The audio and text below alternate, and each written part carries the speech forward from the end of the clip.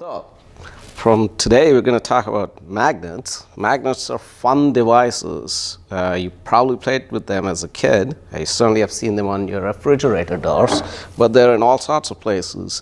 And they're really fun stuff. So here we have a couple of magnets. These are called the bar magnets. We painted them red and blue because the red and blue behave slightly differently. If I bring a red and blue together, they attract each other, right? If I bring two blues together, well, I have to make an effort and I can't keep them together. They repel each other. So there's a force that they have. It's not because of the paint though, right? Here we have two other magnets. It's not because of the shape either. So here are two magnets. These are usually horseshoe magnets, as they call them. They look like horseshoes. They're both painted red, but they also have different poles. This way it attracts. This way I can't even try to put them together. It actually tries to attract the other one, you see? And these are much stronger magnets than the other ones, than these. And if you put them on this little thing here, you can actually study it a little bit more quantitatively, but not quite quantitatively. Let's just put it on that. And now the reds repel. The blues also repel, right? If I put red and blue close by, they'll come and meet, right? Because they get attracted. It's fun because you can do all sorts of things. You can slow things down. You can speed things up by playing with it, right? So this is fun stuff.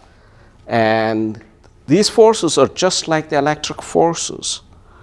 So they will have a field around it. We call that the magnetic field. And here, for instance, is another magnet. So you see this one is labeled at N. We could have labeled these things as N and S as well. Actually, in the fine print here, if you go very close by, you can see that this side is written as north, this side is written as south. So if I bring the two knots together, they repel.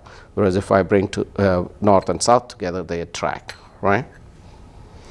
So anyway, here's north, here's south. And here we have lots of little magnets, which are in the shape of an arrow. Now let's put it on that. So it's like putting unit charges everywhere. So we put a small amount of magnetic field on it, on those little arrows, and we put this magnet on it. And you can see that they align together in a certain fashion. And the pattern, if you look very closely, is exactly the same pattern as we observed for the dipole of charges.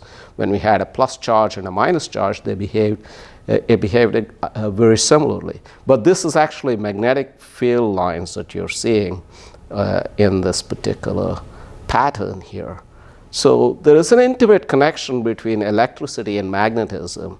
At the end of this unit, which Cecile began with her lectures today, there are several weeks of those lectures. What we will do is we'll get to a point where we're talking about electricity and magnetism being treated together.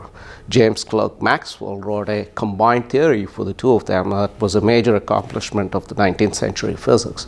We'll talk more about it in the next several lectures. Unfortunately, we have to do it online and video, but I hope you will have fun watching these little videos, and you'll see a little bit of us in these things and doing the demonstrations and stuff.